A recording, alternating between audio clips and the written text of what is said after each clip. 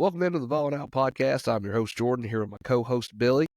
Buddy, we're here to talk about that game over the weekend and look ahead to UTEP coming to town. But I ain't going to lie to you, I was hoping we're going to be having a different conversation today than what we are. But it is what it is.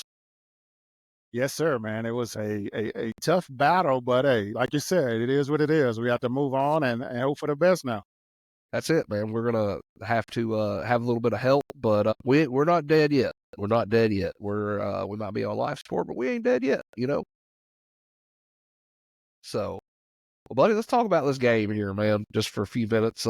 Opening drive for Georgia, and defense come out. They were ready to play some ball, man. Put them 3 and out, and got the ball back, and we came out swinging early, man. Went down, taking shots in the opening drive with a power run by Kitzelman for 6. I liked that. That was nice to see. Man, those guys, we played a heck of a first few drives, man. The defense was playing out like perfect, man. I mean, they frustrated Georgia, and God, I wasn't expecting for them to go 3 and out like the first 3 drives, 3 and out. That offense held them out that long. Hey, I had to give them much credit, more credit than I have all season when they was doing that. But God, things changed so. They did, man. Buddy, they were stifling. Two Georgia drives, 2 punts. Offense was balanced. Play calling was great that first half. I mean, you could tell hype was ready to roll. Wanted to get this one. Knew he needed to get it. I want to say this though: those first few drives seemed like Nico was willing to use his legs a little bit more. I feel like that opens up that offense quite a bit if he's running a little bit more. I think he needs to be doing it. Well, I told you that's the only way we was going to be able to beat that defense. We have to be able to have a quarterback that can run on stripes defenses like that. That's the same thing with us. If you can run, that's because he's the forgotten player. No one is watching him unless we used to scout him and have a guy like designated to watch him if the quarterback runs. That's how you beat great defenses. You got to have a quarterback that can run, and that's what happened with every game that they actually lost. The quarterback was a running quarterback. Yeah. That's the truth. I also think, I think our offense is at its best whenever they're using the tight ends in the passing game.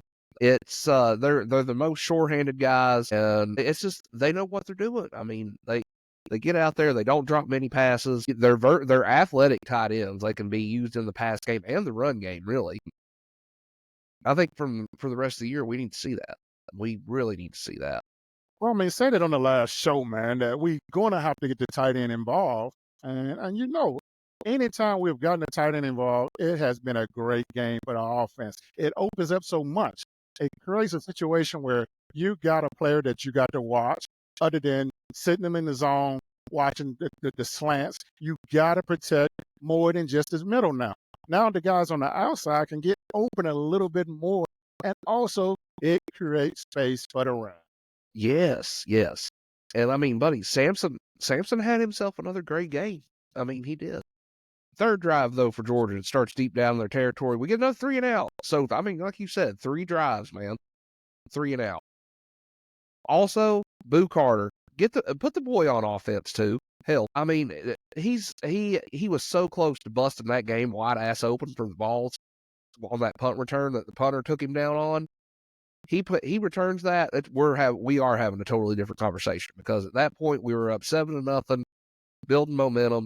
A punt return can change a game on a dime, and all he had to do was beat the punter, and he had it. But I think on the flip side of that, if you're a Georgia fan, you're looking at that and you're like, that right there could have potentially saved the game for us, because I don't know that would have took that crowd completely out of it. And then right after that, man, they hold us to 3, and then they start getting some momentum. Yep, that was huge, man. I mean, that's what I'm saying. Like we took the crowd out of the game early, and that's the part that I was hoping we didn't let those guys get loose. I mean, you're talking about a whole bunch of fans that have been drinking all day, and they come in, and those first few drives, it was the life was taken out of them. Yes. We were able to do anything we wanted to. And you can see, once that crowd got back into it, that's when our offense got shaken. Yes. That fourth drive, we got them down to third down, and Beck takes off, gets and converts the third down. Next play, Georgia scores and gets scored 10-7. So that's whenever that was the turning point really of the game. I mean, we held on and played with the lead most of the first half, but after that, man, we kind of moved it to midfield. Thornton dropped an easy one to convert on second down, and then we get a false start, 3rd and 4. Moves it to 3rd and 8. Then the very obvious pass interference on Squirrel on the sideline that the flag stayed in the pocket on and ended up with a punt. So 2 things there. We had a drop and then a no call and a false start. 3 things really. We killed ourselves on that drive. So it's just it's a game of what ifs really. If you really look at it, kind of, what if they throw the flags that they're supposed to? And I'm not necessarily bitching about the refs. I mean, Georgia had to do some stuff too to win the game, but some of the stuff was awful. Some of them just You're right, man. That was a lot. I mean, the thing is, like, every play you could probably call a penalty, but like some of the penalties, I mean, some of the plays that they didn't call, and some of it was just too obvious for them not to call, and it created a situation that was like, snaps, here we go again. Yeah. Well, the very next drive for Georgia, Dylan Bell. This one I'm okay with them not calling that first one. They said it was a no fumble, incomplete pass. It was an incomplete pass because it was one of those little shovel dump passes, out of the jet sweep or whatever. He just didn't corral it. But the next play after that, dude catches the ball, takes 2-3 steps, and then drops the damn thing. We recover it, and they're like, nope, incomplete pass. He had tucked it, everything. And you're going to sit here and tell me that was an incomplete pass after he made 2 moves. No, that was a fumble all day long. It don't matter what level of football you're on. That's a fumble. What gets me was the fact they didn't review it. No, didn't even offer to. They were like, yep, we're just going to call it like it is, No, and it was inside 2 minutes, so we couldn't ask for a review. It's like, come on now. It was supposed, anytime it's a questionable situation, it's supposed to come straight from the booth. They supposed to automatically review it and see it and call it. Yeah. And then that's it. Weirdly enough, that same drive ends in 6 for Georgia. Refs are to get credited with at least an assist on that one. They go up 14-10. Peyton Lewis, though, next drive keeps it going. Squirrel had a good first down catch over the middle. They called it incomplete, though. This is right before half, so I'm sure kind of remember what I'm talking about here. We're moving the ball. He was open over the middle. They said he didn't survive the ground, which to me, he did. If nothing else, that was a catch and fumble, and we recovered it. But I mean, like, it seemed like that happened a lot this weekend, especially over college football and in the NFL. There were some pretty shitty calls in the NFL too, honestly. So it's I don't know. To me, officials shouldn't play that much of a role in the game, but yeah, it is what it is. And I'll be honest, like a lot of people was, saying that, we as Tennessee fans were complaining about the refs. It wasn't the fact we was complaining; it's the fact that there was obvious situations. Yes, and of course, a lot of people say that wouldn't have changed the outcome. We don't know that. You know what I'm saying? You're talking about down and distance is a big difference from having 2nd and 2 and 3rd and 7. That's huge. Yeah. I truly, as a player throughout my career, I never blame referees for our losses or wins. I never ever blamed them because the way I did it when I played, we made sure the referees didn't have enough room to give them that opportunity. We try to beat them until they make the play. Hell, run over to the referee until he called the play. Hell, pay the ref in the forehead until he called the play. That's it, But it is what it is. I mean, I had a feeling that it was going to be that way. And Georgia didn't need any help. When they're supposed to be the top guys, I just want it to be a fair situation for both sides. Refs have a job to do. There shouldn't be any bias because it's your home team or whatever. The rules are supposed to be the exact same. Yeah. Yeah, it don't matter what color jersey you're wearing, where you're playing, it's supposed to be the same no matter what. And they can say we're complaining all they want to, because yeah, we are. We are. I mean, I don't care. I'll say it right outright. I'm complaining about the refs because they suck.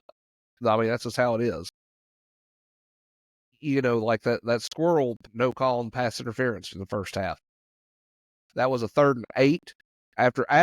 After we had put ourselves in a 3rd and 8 situation on a false start, you just don't, you get that flag, it's a whole new set of downs, and it's at the spot of the foul because it's within 15 yards, and you get a new set of downs. Who knows what goes down after that? Instead, we're trotting Jackson Ross out there to punt it, and we lose a possession because the refs keep a flag in our pocket. But even after the incomplete pass for squirrel, catch and fumble, all that, well, what we think is catch and fumble, we end up going 75 yards, 10 plays. Ends with a Dylan Sampson touchdown. We go up 17-14. We go into the second half, tied 17-17. Georgia finds a way to get a field goal out of it late. And then we go into the second half, and man, to me, it was like a tale of two halves. We were kind of talking a little bit about it before we jumped on here to record, but it was a little bit of, to me, there's not a whole lot to talk about in the second half, really, other than I just don't feel like we did much offensively. But you had a good point there before we jumped on here, so I'll let you take off on that one. Which one was it? I'm trying to remember. About a lot of good things happened in that second half. We just couldn't capitalize. Well, yeah, I mean, we had a lot of situations. I mean, it wasn't as bad as it looked. I mean, Right. show it, but I truly still think we did a good job. It's just execution is a big thing, man. And then, of course, it doesn't help when you got, the biased calls. I mean, it's Yeah. to be successful on both sides of the ball. I mean, I'm not going to even complain about it because we still didn't do what we were supposed to do to create situations to help us. And defensively, I want to say this the second half was probably the worst half of football we've seen from Tennessee all season. Yeah, I would agree with that. Outside of maybe the Arkansas game. It was worse than Arkansas. I could see that though. But like I say, it was kind of like night and day difference in play calling between first and second half. Dylan Sampson only touched the ball 6 times in the second half Saturday. That's what I'm saying. They changed the whole dynamic of the game plan. See, it was like people said that we didn't change anything to switch it up. We did a lot of change. The thing is that we shouldn't have been changing. Right. We should be continuing to do our offense and don't let Georgia dictate what we do. Exactly. Because they had done it all game. Sampson was getting 4 or 5 yards of carry, and we were using him in the passing game. You and I discussed that too. Just they were using him how he should have been being used all year, honestly. But it's just I woke up Sunday morning, seeing the score 31-17. I was like, damn, we didn't get on the board at all in the second half. And I've seen we had opportunities to do so. And I did see Georgia tacked one on late to make it look a lot better than it was. But, man, here's a couple things I wanted to maybe try to discuss with you here. We both get on Facebook, read on there and stuff. I'm sure we see everything that fans post and whatnot. Saying Tim Banks lost this game for us, saying the defense lost the game. I don't believe that. I disagree with that. 150% disagree with that. I'm with you there, man. No, they did not. I don't think Tim did. I mean, execution is what lost that game for us defensively. Defensively, up front, we didn't do what we were capable of doing. We made Beck look like the Heisman winning quarterback, man. We did. I mean, the pressure was there. We just didn't make the play. Yeah. Well, also, Beck's not played great. How many yards did he rush for? Because that is what killed us. I will tell you real quick. Hold on, just one It second. may not even be that many, but it was just the big plays he made when it came down to having to make that. It was the yard. It wasn't that he had a whole lot. It wasn't that he ran all over us like Michael Vick. It was just the point that he was able to do it in a time where he was able to extend drives is what it was. That's what hurt us. And then I'd be honest with you, I tell you this here, like I was saying that we would have to run the ball with our quarterback to be successful against this defense. If I'm not mistaken, I think Nico did run the ball like 10, 12 times or something like that. He did. We'll look at that here right quick. Carson Beck had 3 rushes for 32 yards, 10.7 yards a carry, and a touchdown. And that's it, the 10 yards of carry. Yeah, he was able to take off whenever he wanted to, really, and he done just fine. As opposed to our quarterback, Nico, 12 carries, 24 yards, 2 yards a carry. But also, I feel like Nico was very situational, and he ran when he needed to, not because he wanted to. But he does need to run more. I feel like it opens us up quite a bit more. This kind of ties into what we were talking about too, though. No points scored second half. Second half play calling, I kind of do have an issue with it just because we came out so hot offensively. And then Dylan Sampson touches the ball 6 times in the second half. Like, that's your best player. That's your workhorse. That's your bell cow. Hand that man the ball. Let him eat. It don't matter if it's sexy or not. Let him do it. I'm with you there. Yes, I'm with you there, man. Like, we just gotta continue to do what we do best. And I'm gonna keep saying, we got to run the ball. We got to create different schemes of running situation. Like, we got to get out of the shotgun every single time when we run the ball. Yes. I think, I'm serious. Like, we got to shake it up. Come with some, some I formation. Let's get a fullback in there or a tight end back there, something. Let's change it up. Let's get some of these guys pulling and running downhill. We just got to change the dynamics up, man. We got to play action. Play action in the Yes. back in the shotgun is totally different out of the I backfield. Totally different. Excuse me. Yeah. No, I agree with you, man. Like, I like that formation that Kitzelman got his touchdown out of on the goal line. I get that's not something we're gonna do quite a bit, outside of that situation, but we have athletic tight ends. Drop them out there in a damn full house formation, something like that. Just let them go, let them eat. I mean, they're athletic enough to run the ball, big enough to pop it for 4 or 5 yards. Let them do it. The next thing I wanted to ask you about adjustments. Do you feel like I know I see them in most games, and I see them every game. I mean, they do adjust, but I feel like maybe Kirby just has Hype's number. I don't know, or maybe Hype over adjusts and outsmarts himself sometimes, because it seems like whatever adjustments we made Saturday, we're not working and we're not the right ones. So here, let's go back to the beginning of this situation when I call adjustments. Adjustments don't work if there's no execution. So when I, as a coach, call a play, let's say if I call, a run play 20 times and the same thing happens, the problem is not that the defense is doing the job well. It's just that the kid is not executing the blocking scheme well. It doesn't matter. Like, if the kid does not block the scheme, or if the kid don't run the route, or if the snap is bad, there's so many things when it comes to that. The adjustments weren't there. It's just we wasn't executing, whether it was giving the quarterback enough time to throw the ball, or we didn't block the guy that just completely crushed the center and got in the backfield. It's the execution that's not happening. And I get that. You see that at every level too. You can tell a kid where to go, where to be at, all you want to. If he don't want to do it, he ain't going to do it. You know what I'm saying? So I get where you're coming from with that. We did mention this too. Pass game's better with the tight ends, and Nico needs to run more. I think those are 2 things going down these last couple of games here we need to see. Like, I do feel like maybe, and I don't necessarily mean it in a bad way, but I feel like they've not cut Nico completely loose just yet. Maybe they have, and he's just not. So yeah, I don't know.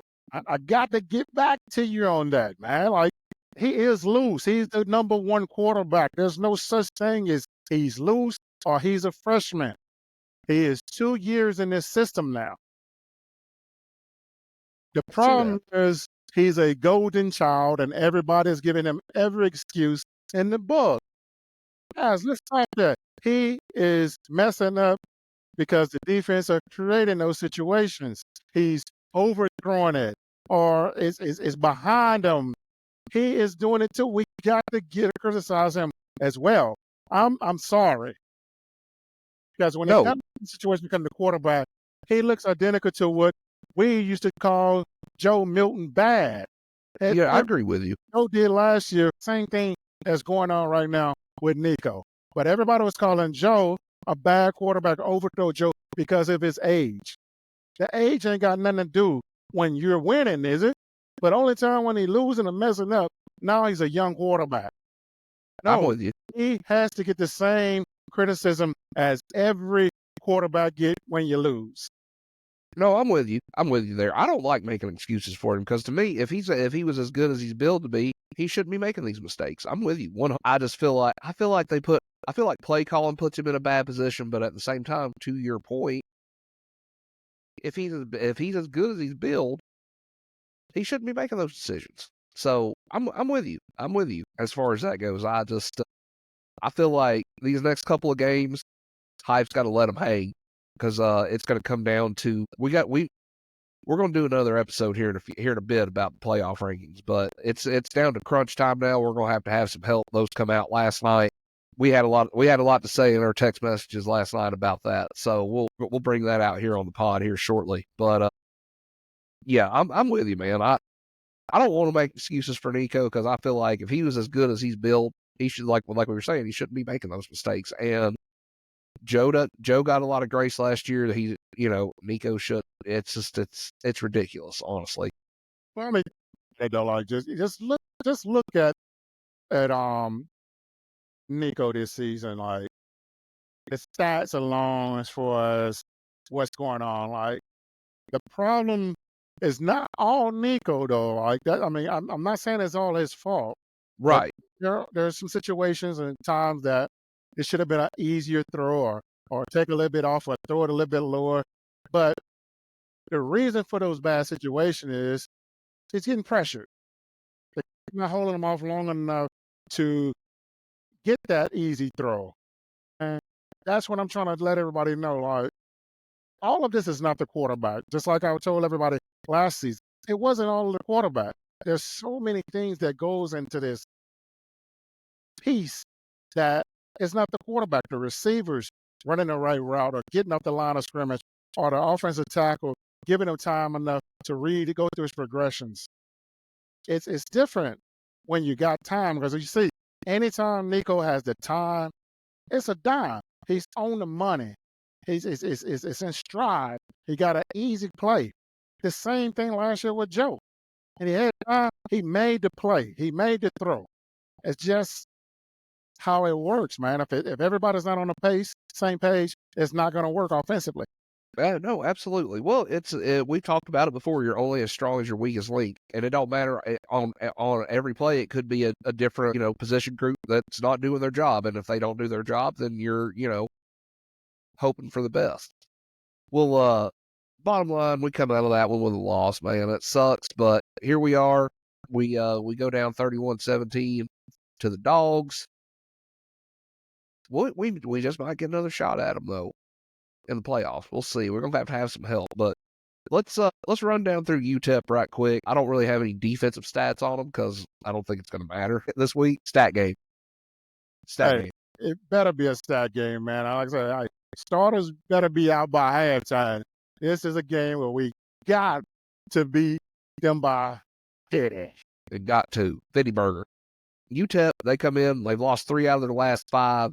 They give up 19 points a game, or they score 19 points a game, 7 yards passing per game, 6.8 yards per attempt. They've got 14 touchdowns, 10 interceptions on the season. Defensive line should eat this game. 23 sacks. They've been sacked 23 times this year for 112 yards lost.